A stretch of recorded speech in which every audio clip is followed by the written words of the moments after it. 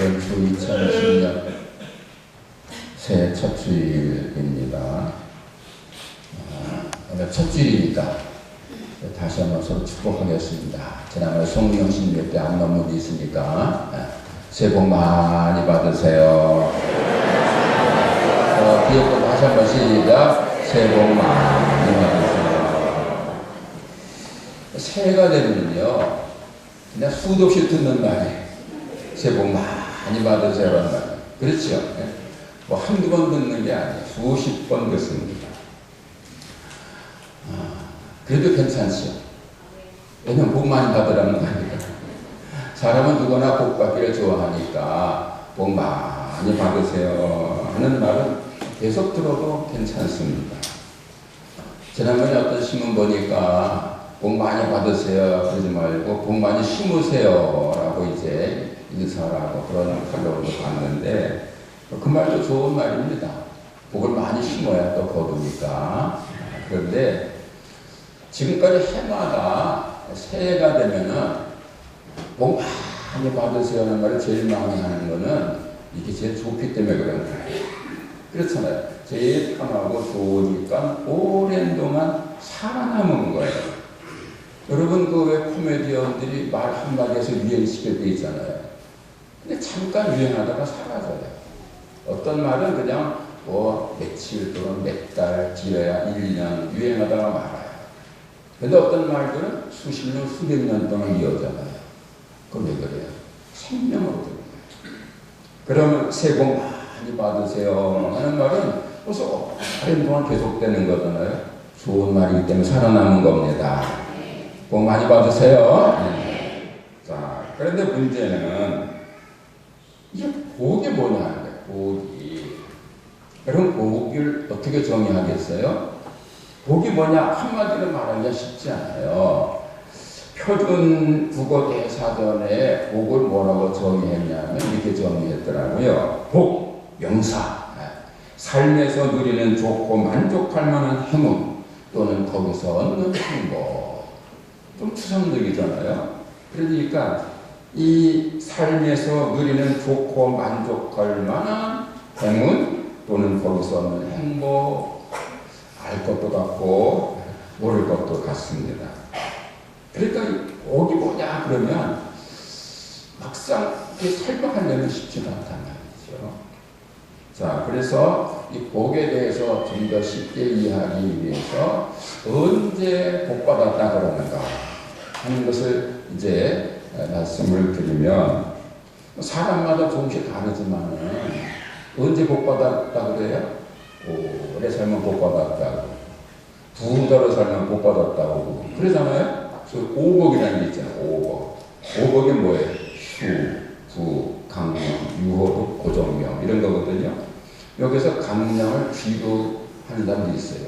그러니까 수, 오래 살고, 부, 부유하게 살고, 강령, 그러니까 마음도 편하고 몸도 건강하고 강령 또는 귀하고, 유호덕은 덕을 많이 쌓아서 사람들한테 존경받는 것. 고정명은 뭐냐면 늙어서 편안하게 죽는 것. 이게 고정명이에요. 그래서 보통 오복할 때 수, 부, 강령 또는 귀 그리고 유호도 고정명 이러면 아주 복이 있는 인생이다 이렇게 말할 수 있는 겁니다. 그런 복 받으시기를 축복합니다. 어제 나온 신문 칼럼 보니까 또 김영석 교수 칼럼에 나왔는데 제가 몇 번 말씀드렸죠.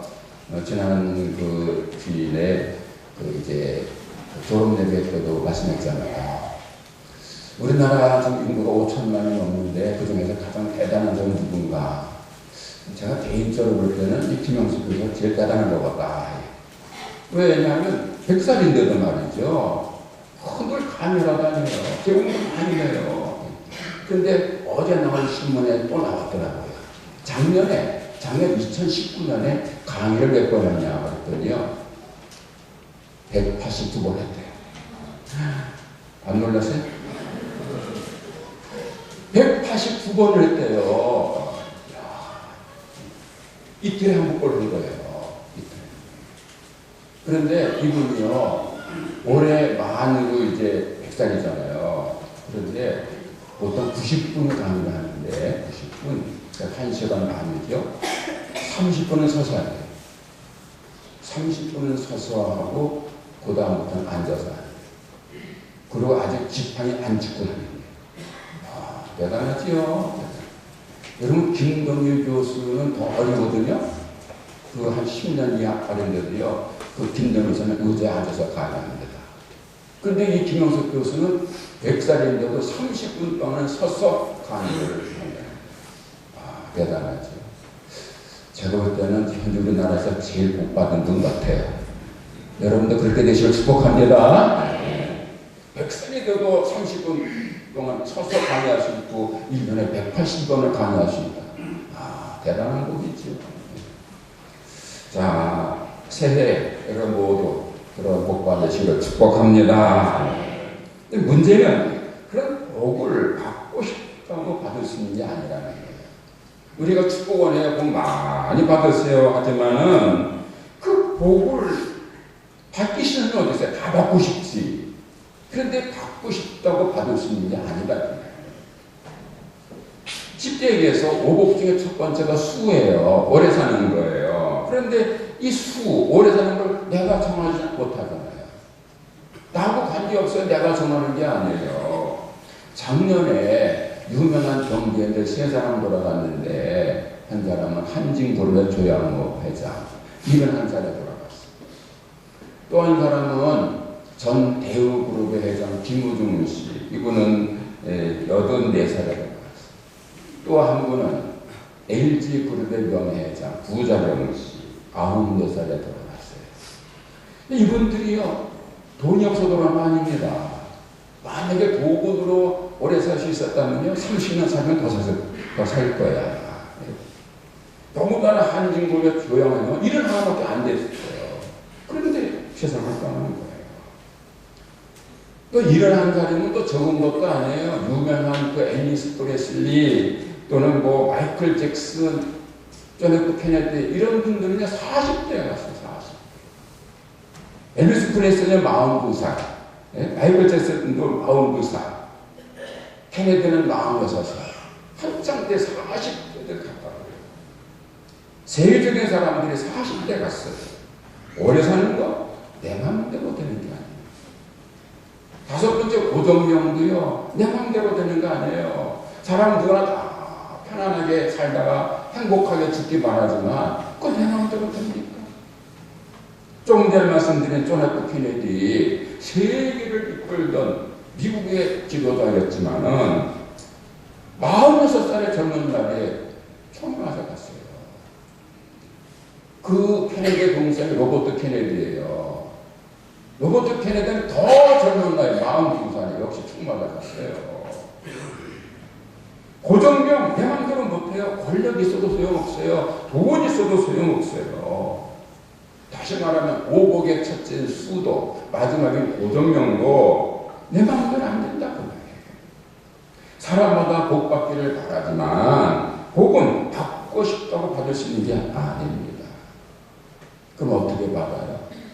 복을 갖고 있는 분이 주셔야 받는 겁니다. 복을 갖고 있는 분이 너 가지라고 줘야 받는 거예요. 그 복을 누가 갖고 있어요? 하나님이 갖고 계십니다. 하나님이 갖고 계시는 거예요. 인간의 상사하고 하나님의 장중에 있잖아요.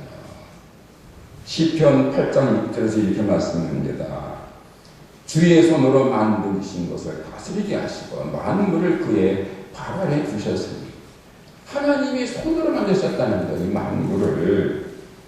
잠언 3장 16절에서 이렇게 말씀을 해요. 그의 오른손에는 장수가 있고 그의 왼손에는 부귀가 있다. 하나님의 오른손에는 장수가 있고 왼손에는 부귀가 있다. 이 오복, 이 하나님의 손에 있다는 거예요. 전도서 2장 24절에서 이렇게 말씀합니다. 사람이 먹고 마시며 수고하는 것보다 그의 마음을 기쁘게 하는 것은 없나니 내가 본즉 이것도 하나님의 손에서 나오는 것이로다. 사람들이 바라는 소위 부귀, 영화, 복 다 하나님의 손에서 나오는 것이다. 하나님이 주셔 받는다. 여러분들이 믿는 대로 이 세상 하나님을 내셨습니다. 하나님이 세상 만드셨어요. 사람도 하나님이 지으셨어요. 세상 모든 역사 하나님이 주장하고 계십니다. 한 사람의 생사하고 한 민족과 국가의 흥망성쇠 다 하나님의 뜻 안에 있는 거예요. 하나님의 창조, 하나님의 손 안에 있는 거예요. 사람이 아무리 날고 뛰는 능력이 있어도 하나님의 손을 벗어날 수가 없어요. 사람은 누구나 다 하나님의 뜻 안에 있습니다. 따라서 누구든지 하나님 마음에 들면, 그래서 하나님께서 복 주시면 복을 받는 겁니다. 근데 하나님께서 거두시면 순식간에 사라지는 거예요. 하나님이 주시면 받고 하나님이 안 주시면 못 받는 게 이게 복이라고요. 그리고 하나님이 주시면은요, 그 사람의 생각한 것보다 더 큰 복을 받습니다. 그 사람의 요구한 것보다 더 큰 복을 받을 수가 있습니다. 왜? 하나님의 손이 크시거든요. 왜 어떤 분은 손 큰 분들이 있죠. 뭘 줘도 많이 주는 사람이 있죠. 손이 작은 사람이 있고 큰 사람이 있어. 근데 하나님의 손은 큽니다. 예전에 박목원 스님이 그랬어요. 크고 부드러운 손. 하나님의 손이 크잖아요. 큰 손으로 주시면 큰 복을 받는 겁니다. 대표적인 사람이 다윗이에요. 여러분 다윗 잘 아시잖아요. 시편 23장 1절에서 이렇게 다윗이 노래했어요. 여호와는 나의 목자시니 내게 부족함이 없으리로다. 시편 34장 7절 이하에서 이렇게 말씀을 합니다. 여호와의 천사가 주를 경외하는 자를 둘러 춤추고 그를 건지시는도다. 너희는 여호와의 선하심을 맛보알지어다. 그에게 피하는 자는 복이 있도다. 너희 성도들아 여호와를 경외하라. 그를 경외하는 자에게는 부족함이 없도다. 젊은 사자는 궁핍하여 죽일지라도 여호와를 찾는 자는 모든 좋은 것에 부족함이 없으리로다. 할렐루야. 제가요 이 시편 34장 이 말씀을 처음 보면서 자 이해가 안 갔어요. 아니 어떻게 젊은 사자가 굶길 수가 있는가? 젊은 사자는 얼마나 혈기왕성하고 힘이 셉니까? 사자가 뻥하면 그냥 짐승이 벌벌 다 떠오는데 아니 어떻게 젊은 사자가 굶주려 죽을 수가 있는가? 그런데 한 번은 그 이 몬도간이라는 옛날에 나온 그 다큐멘터리를 보니까요, 아프리카에서 기근이 드니까 가뭄이 드니까 이 기근이 들더라고요. 가뭄이 드니까 초목이 다 말라 비틀어 죽는 거예요. 비가 오니까 여러 해 동안. 그러니까 비가 안 오니까는 초목이 다 말라 비틀어 죽으니까 처음에는 그 풀을 뜯어먹고 사는 짐승들이 죽어. 그것들이 죽으니까 이번에는 짐승을 잡아먹는 것들도 죽는 거예요. 나중에. 그러니까 마지막에는 사자도 죽더라고. 젊은 사자가 그냥 죽어서 썩어져 있는 거예요. 그걸 보여주는데 야 젊은 사자가 굶주려 죽는다는 말이 저거구나. 다시 말하는데 젊은 사자는 궁핍하여 죽일지라도 여호와를 찾는 자는 모든 좋은 것에 부족함이 없으리로다. 이 말씀이 올 한 해 내내 그리고 앞으로 계속해서 이 마디로 축복합니다. 다윗은요 원래는 그렇게 부족함이 없는 사람이 아니었잖아요. 원래는 뭐 하는 사람이에요? 베들레헴 들판에서 양치던 목동이라고 해요. 여러분 그 베들레헴은요 지금도 산골입니다. 지금도. 옛날에는 말할 것도 없이 아주 오지입니다. 오지 산골 동네라고요. 그런 산골 동네에서요 이세라는 사람의 아들을 태어났는데 막내로 태어났어요. 첫째도 아니고. 근데 이세가 아들이 8명이에요. 8명인데 그게 막내라고요. 그러니까 큰 형은 나이가 차이가 많은 거예요. 삼친거지요. 그러니까 이 다윗이 어릴 때 형들한테 지청문 먹고 구박받고 살았어요. 그걸 어떻게 하냐? 성경에 보면 나와요. 여러분 그 사무엘상 10계명을 보시면 그 유명한 다윗하고 골리앗하고 싸우는 얘기가 나옵니다. 아주 유명한 장이지요. 근데 그 이제 그 다윗하고 골리앗 싸우는 장면을 이제 보시면 이렇게 시작이 돼요. 그 당시에 이스라엘은 신생 국가예요.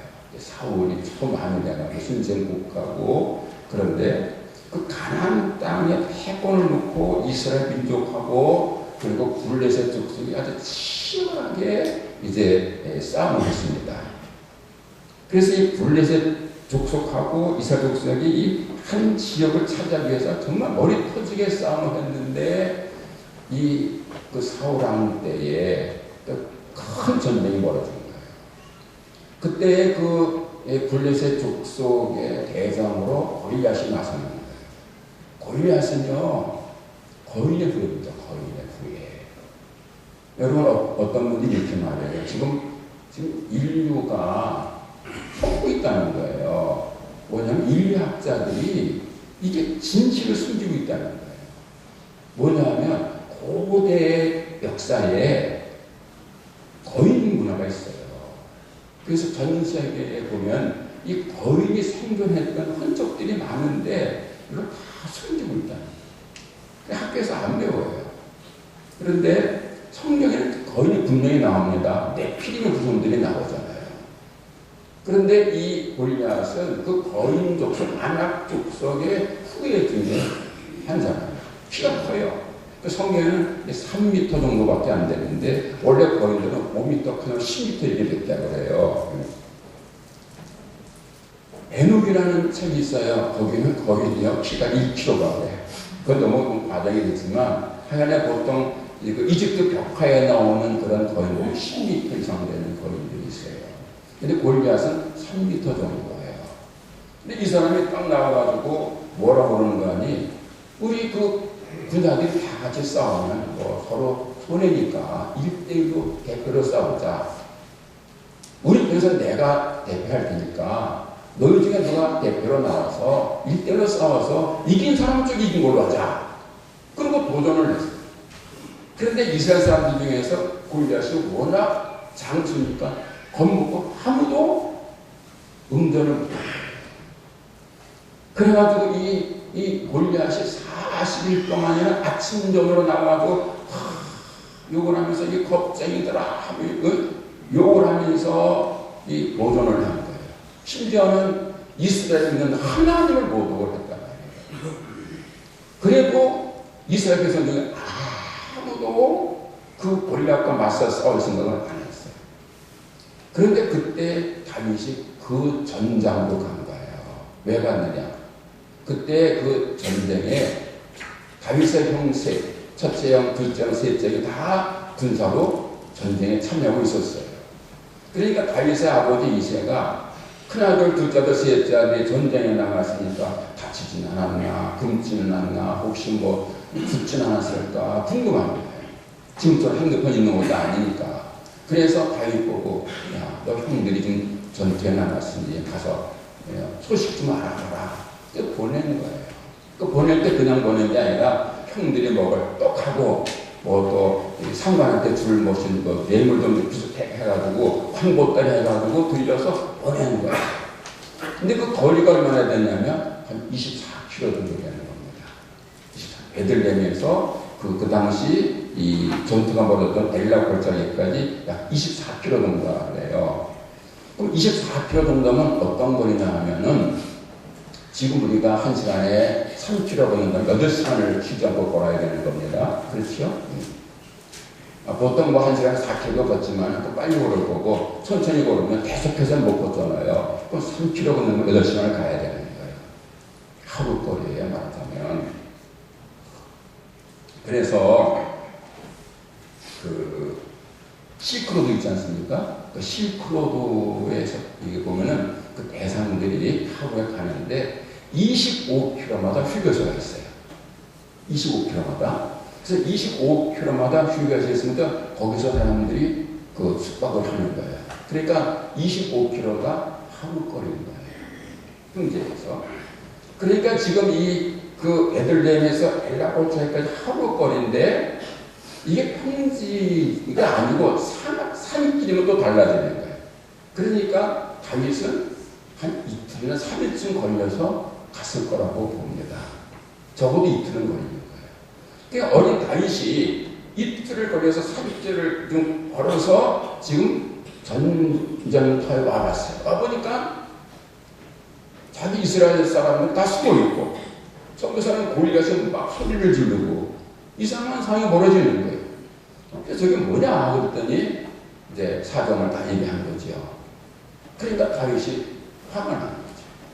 아니 하나님이 지금 모독을 당하는데 아무도 여기에 대해서 대항을 안 해. 그래서 다윗이 제가 싸우겠습니다. 그러고 나가는 거잖아요. 자, 그러자 이제 다윗이 아무도 안 싸우려 그러니까 내가 싸우겠다고 나섰을 때에 그때의 그 모습이 여러분 얼마나 사실은 기특하고 장하겠어요. 어린 다윗이 하나님의 모독 당하는 것을 분노해서 그 싸우러 나가는 그 모습이 얼마나 비장합니까? 그럼 당연히 형들이 야, 네가 나가냐? 안 되는데 너 나가면 죽어. 가지마. 내가 나갈게. 이래 될 거 아니에요. 그렇잖아요. 그런데 뭐라는 줄 아십니까? 이렇게 말합니다.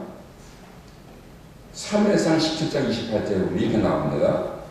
내가 어찌하여 이르러 내가 하느냐. 이게 큰 형이 말해 크게 화를 내면서 내가 어찌하여 이르러 내가 하느냐. 들에 있는 양들을 누구에게 맡겼느냐. 나는 내 교만과 내 마음의 완악함을 아노니 내가 전쟁을 구경하러 왔다.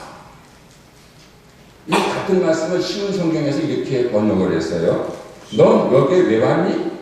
들에 있는 내 양들은 누구에게 맡겨놓았니? 건방지고 잘난치 않은 아기. 넌 지금 아무짝에도 쓸모없는 짓을 하고 있어. 넌 지금 전쟁 구경하려고 여기 온 거야. 이렇게 번역을 했어요. 여기서 번역은 건방지고 잘난치 않은 아이라고 했지만 사실 욕한 겁니다.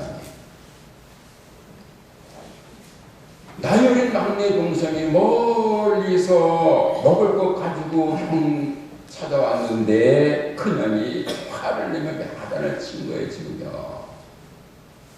자기는 골리앗이 무서워서 싸우러 나가지도 못하면서 어린 다윗이 싸우겠다고 나가니까 그 용기를 칭찬해 주는 대신에 야단을 치기. 그러니 평소에는 어땠겠어요? 이해가 되시죠? 틀림없이 이 다윗은 형들한테 맨날 구박받고 그러고 자란 거라고. 다윗은 그런 사람이었다 그 말이에요. 8형제 중 막내로 자라면서 형들한테 구박받고 자라면서 들에서 양이나 치던 이름 없는 목동이었다고. 그런데 이 다윗이 하나님을 잘 믿은 거예요. 하나님의 이름에 모독을 당하니까 거기에 분노해서 목숨을 걸고 싸울 만큼 그렇게 하나님을 잘 믿었어요. 그러니까 하나님 마음에 드시죠. 그래서 사무엘상 13장 14절에서 하나님께서 이렇게 말씀을 하세요. 여호와께서 그의 마음에 맞는 사람을 구하여 여호와께서 그를 백성의 지도자로 삼으셨느니라. 하나님 마음에 들었다는 거예요. 그 말씀을 인용해서 사도행전 13장 20절에서 이렇게 말씀을 합니다. 다윗을 왕으로 세우시고 증언하여 이르시되 내가 이세 아들 다윗을 만나니 내 마음에 맞는 사람이라. 내 뜻을 다 이루리라 하시더니. 다윗은 하나님 마음에 드는 사람이었다고 말해요. 그러니까 하나님께서 다윗에게 복을 주시는데 다윗이 생각지도 않은 엄청난 복을 주신 거예요. 목동의 자리에서 왕의 자리를 옮기신 거예요. 가장 낮은 곳에서 가장 높은 곳으로 다윗에게 복을 주신 겁니다. 동시에 모든 좋은 걸 다 주셨어요. 그래서 다윗이 여호와는 나의 목자시니 내게 부족함이 없으리로다. 모든 좋은 것에 부족함이 없으리로다. 이렇게 노래하는 겁니다. 하나님은 하나님의 마음에 드는 사람에게는 모든 좋은 것을 풍족하게 해주시는 사랑의 아버지십니다. 그러므로 정말로 복받기를 원하시는 분들은 그 하나님 마음에 들기 위해서 애쓰고 수고해야 됩니다. 하나님 말씀에 절대 순종함으로 하나님 마음에 들고 그리고 복 받아야 되는 거예요. 내가 뭘 받고 싶다 받아주는 게 아니라 하나님 마음에 들면 하나님께서 복을 주시는 겁니다. 자, 그러면 하나님 마음에 드는 비결은 뭔가? 하나님 마음에 들어야 복을 받는데 어떻게 하면 하나님 마음에 드는가? 무엇을 어떻게 해야 하나님께서 기뻐하실까? 하나님 말씀에 절대 순종하는 겁니다. 예수의 말씀을 지키기 위해서 최선을 다하는 겁니다. 그게 복 받는 비결. 신명기 7장 12절에서 이렇게 말씀해요. 너희가 이 모든 법도를 듣고 지켜 행하면 내 하나님 여호와께서 내 조상들에게 맹세한 언약을 지켜 내게 인애를 베푸실 것이요 곧 너를 사랑하시고 복을 주사 너를 번성케 하시되. 신명기 10장 13절에서 이렇게 말씀합니다. 내가 오늘 내 행복을 위하여 내게 명하는 여호와의 명령과 규례를 지킬 것이 아니냐. 하나님의 말씀을 잘 듣고 잘 지키고 순종하면 하나님께서 그 사람을 어여빼기시고 사랑하여서 하셔서 큰 복을 주시는데 다른 사람들보다 큰 복을 주셔서 행복하게 하시겠다는 말씀입니다. 하나님 마음에 드는 비결이 뭐예요? 하나님 말씀에 순종하는 겁니다. 그러므로 누구든지 하나님 마음에 들어서 큰 복 받고 행복하기 원하는 분들은 성경에 들어있는 모든 하나님의 말씀에 귀를 기울이고 성심성의를 다해서 순종해야 할 것입니다. 여러분, 모든 성경 말씀은 다 하나님의 말씀입니다. 그러므로 어느 것 하나도 소홀히 여기지 말고 성심성의껏 최선을 다해서 순종해야 되는 거예요. 복받은 하나님 말씀만 순종하는 게 아니고 오늘 말씀처럼 나가서 강건하게다 체험하는 이런 말씀도 들어야 된다, 그 말씀이에요. 오늘 말씀에서 이렇게 말씀합니다. 길과 산 울타리 가로 나가서 사람을 강건하여 데려다가 내 집을 채우라. 이 말씀이 왜 나오느냐면 예수님이 하루는요 바리새인 지도자의 초청을 받으셔서 그 바리새인 집에 들어가셔서 대접을 받으세요. 그 바리새인이 이제 한 지도자가 예수님을 특별히 초청해가고 식대 대접을 잘 하는 거예요. 그래서 예수님이 이제 그 식사 대접을 받으시는 중에 말씀하시는데 복음서를 자세히 보시면 예수님이 그때 그 상황에서 말씀을 잘 하세요. 그래서 지금 잔치 중이니까 잔치를 비유해서 말씀하시는 거예요. 이렇게 말씀을 하세요. 어떤 사람이 큰 잔치를 베풀었다. 그리고는 종들을 풀어서 나가서 사람들을 참여했다. 그런데 사람들이 입힌 적군에도 아무도 안 오는 거예요. 그래서 잔치 자리는 준비됐는데 썰렁하는 거예요. 그러니까 주인이 화가 났어요. 종들에게 말해요. 너 빨리 나가서 거리를 다니면서 골목을 다니면서 가난한 자, 장애인 다 데리고 와. 처음에 초청하지 않은, 처음에는 좀 그래도 좀 이름이 있고 유지 뭐 이런 사람 초청했는데 아무도 안 오니까 그런 이번에는 가난한 사람들 데려와. 아무도 초청하지 않는 가난한 사람 데려와. 장애인들 데려와. 그래서 데려왔어요. 데려왔는데도 또 썰렁이 아직도 들쳤어. 그러니까 주인이 다시 말하는 거예요. 너희들 빨리 나가서 저 큰 길로 가서 산 울타리 가로 가서 사람들을 강권하여 데려다가 네 집을 채워. 처음에는 그 잔치집 가까이에 있는 골목을 다니면서 사람을 데려오라 그랬어요. 그래도 자리가 비니까 멀리 큰 길가로 가서 사람을 데려다가 채우라. 자, 이 말씀을 한마디로 요약하면 무슨 말이에요? 누구든지 사람을 데려다가 하나님의 집 교회를 채우라, 그 말씀이에요. 더 요약하면 무슨 말? 전도하라, 그 말씀이에요. 여러분, 오늘 이 말씀 중에 예수님께서 강권하여 데려다가 내 집을 채우라 그러셨는데 왜 하나님께서 사람을 강권해서 강제로 권해서 데려다가 채우라고 그렇게 순종하기 어려운 말씀을 하셨는가? 이유가 무엇이겠어요? 그것은 하나님은 모든 사람들이 사람들이 구원받길 원하시기 때문입니다. 모든 사람들이 구원받길 원하시고 하나님의 사람들을 구원하시는 방법은 전도이기 때문에 그렇습니다. 하나님의 전도라는 미련을 통해서 사람들을 구원하길 원하시는 거예요. 그래서 나가서 사람들을 강권에 데려다가 전도해서 데려다가 내 집을 쳐오라 이렇게 말씀하는 거예요. 그리고 깨닫고 보면은 전도하는 것, 믿자는 사람들을 권해서 예수 믿게 하는 것, 그래서 그를 구원시키는 것이 하나님을 가장 기쁘시게 하는 일입니다. 하나님은 전도 잘하는 사람을 가장 크게 기뻐하시는 거예요. 왜냐? 전도가 바로 예수님의 사역이거든요. 여러분, 예수님이 왜 오셨어요? 십자가 왜 지셨어요? 죄인을 구원하러 오신 겁니다. 죄인을 구원해서 하나님의 자녀 만드시기 위해서 십자가 지신 겁니다. 예수님의 사역의 핵심은 구원에 있는 겁니다. 전도에 있는 겁니다. 그러니까 바로 전도는 예수님이 이 땅에 오신 그 목적을 이루는 것이고 예수님의 사역에 동참하는 것이고 그것은 바로 예수님을 기쁘시게 하는 일입니다. 그래서 전도를 잘하는 사람에게 하나님께서 큰 복을 주시는 거예요. 성경을 보세요. 성경에 이름이 기록된 위대한 사람, 예를 들면 베드로, 야고보, 요한, 바울, 디모데, 그리고 교회사에 나오는 별과 같은 사람들, 아우구스티누스, 루터, 깔뱅, 웨슬레, 무디, 한국사에 나오는 길선주, 김익도, 한경대, 이런 분들의 공통점이 뭐냐? 전도를 만난 사람들이에요. 사람들 아주 구원한 사람.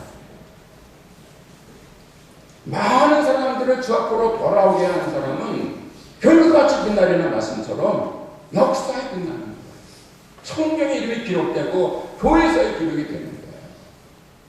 여러분, 중요한 사실이 하나 있어요. 그건 뭐냐면 여러분들이 지금 아무리 잘 믿어도, 제가 아무리 잘 믿어도, 전도를 아무리 잘해도 성경에는 이름이 기록될 수 없어요. 이미 끝났어요. 그렇죠. 하지만 한국 교회사에는 기록될 수 있어요. 세계 그리스도 교회사에 기록될 수 있어요. 아멘, 안 하십니까? 지금은 아직은 아니지만 앞으로 가능성이 있다고 말이에요. 여러분, 아주 유명해지는 비결 알려드립니다. 올해 여러분들이 100명만 전도해서 교회에 데려가고 있어요. 300명만 데려가고 있어요. 유명해집니다. 여러분들이 300명만 데려다가 이게 앉혀놓으시면요, 제가 소문낼 겁니다. 우리 하면노에 300교회에다 다 광고할 겁니다. 우리 초기에 광고할 겁니다. 기독공부에다 광고할 겁니다. 우리 교회 아무리가 지난주에 300명도 온대요. 그 전도왕 시상 받고요, 신문에 나고요. 그럼 어떻게 된지 아십니까? 각 교회에서 강사로 초청할 겁니다. 초청할 거예요. 왜 예전에 그 안강자 권사라고 있었잖아요. 이분은 18,000명을 전도했잖아. 2만 명을 전도했잖아. 그러니까 유명한 강사가 됐어요. 또 이우석 권사라는 분이 있는데 제 친구하고 잘 아는 분이에요. 근데 이분은요, 인천에서 부직점을 했는데 그 한강자원을 해가지고 유명한 전도왕으로 소문이 나는데 그걸 다니면서 전도하는 걸 보고 나도 저랬으면 좋겠다 하고 이제 간절한 마음이 있었어요. 그러다 성령의 감동을 받아가지고 가서 전도를 하기 시작했어요. 그게 전도가 되더라고요. 신기한 거는요, 그 전도 잘하는 분들은요, 가서 전도가 됩니다. 여러분들 아무래도 안 되죠? 근데 전도 잘하는 분들은요, 가서 전도가 된다니까요. 근데 이 이은숙이라는 분도 전도가 되는 거예요. 그래가지고 몇 명이냐면 1년인가 3년 만에 3,000명을 전도해요. 그래서 그 교회가 500명 모든 게 3,000명으로 돌아버린 거예요. 그러니까 유명해졌죠. 그래가지고 전국 다니면서 강서로 지금 전도관이 된 거. 유명해지는 방법 여러분 충분히 가능합니다. 남들 안 하시지. 자, 이 전도가 가능한 거 없지만 성경에서 뭐라 해요? 강론해야 되겠다. 내 집을 채우라. 하나님이 제일 기뻐하시는 것은 하나님 나라를 확장시키는 거예요. 여러분 우리가 성가대도 하고 교사도 하고 뭐 여러 가지 공부도 잘하지만 하나님이 제일 기뻐하시는 건 뭔지 아십니까? 사람을 구원하는 겁니다. 사람을 구원하는 것. 그걸 제일 기뻐하시는 거예요. 그러므로 하나님을 기쁘시게 하기 위해서 애쓰고 수고할 때 하나님 마음에 들고 하나님 마음에 들 때 하나님께서 복을 주시는 거예요. 그 다윗처럼 모든 좋은 것에 부족함이 없는 은혜를 받는 겁니다. 그 복 받으시고 축복합니다. 그리고 중요한 게 있어요. 그게 뭐냐 하면 제가 지금까지는 복 받으시라고 복 받는 비결로 하나님 마음에 들어야 되고 하나님 마음에 들으면 순종해야 되고 순종하는 중에 전도를 잘하는 거 중요하다 말씀을 드렸어요. 말하면 복 많이 받으시라는 거지요. 그런데 이제 정말 중요한 말씀을 드리면 우리 구원받은 그리스도인들은 복을 받기 위해서 전도를 하기보다는 그것도 중요하지만 더 중요한 것은 복과는 관계없이 나를 구원하시기 위해서 나를 사랑하시기 위해서 십자가를 지신 우리 주님이 가장 기뻐하시는 일이 전도입니다. 나를 사랑하기 위해서 아들까지 십자가에 내어주신 그 하나님이 가장 기뻐하신 일이 전도입니다. 하나님을 기쁘시게 하기 위해서 예수를 기쁘시게 하기 위해서 내가 한 사람을 주님께로 인도해야지. 이 마음을 갖는 것이 중요합니다. 복은 관계없습니다. 왜? 복은 이미 받았습니다. 예수 믿는 순간 하나님의 자녀 되었고 왕같은 제사장 되었고 하나님이 부르시면 천국에서 세세토록 왕노로 하기로 결정되어 있습니다. 그러므로 이제는 어떤 복을 위한 것이 아니고 제가 그럼 왜 앞에 복 받으러 얘기했냐?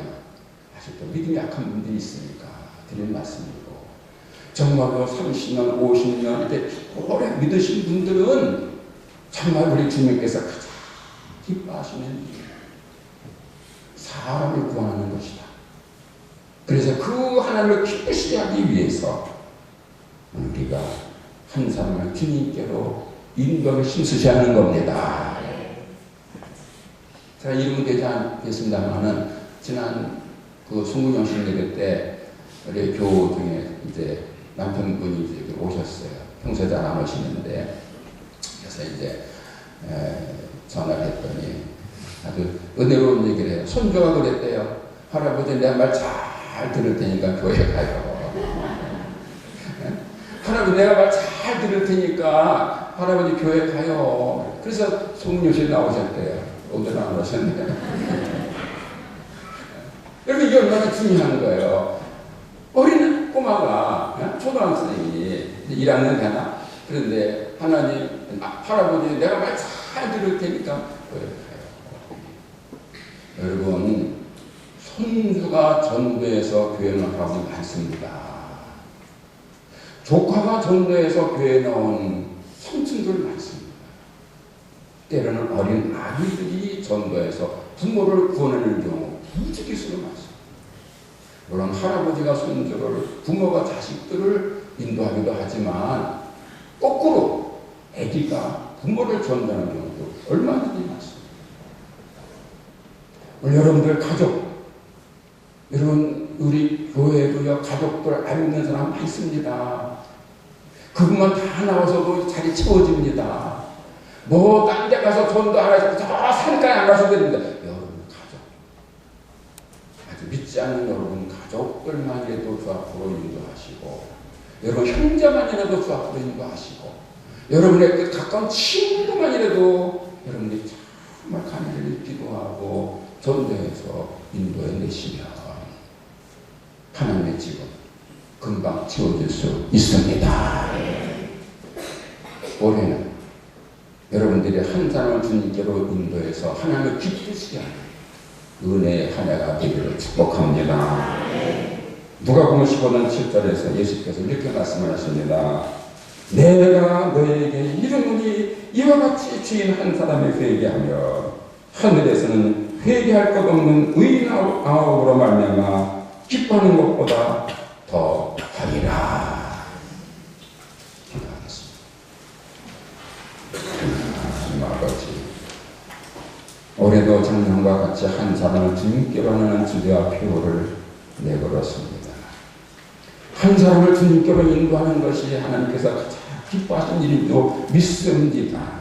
하나님, 우리 사랑하는 한해 성도들에게 정말 한 사람을 구원해 내려는 뜨거운 열정이 있게 하여 주옵소서.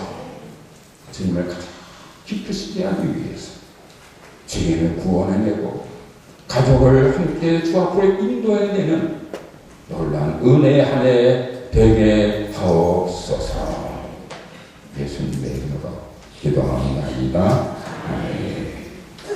이제 장로님들이 하나님을 찬양하겠습니다.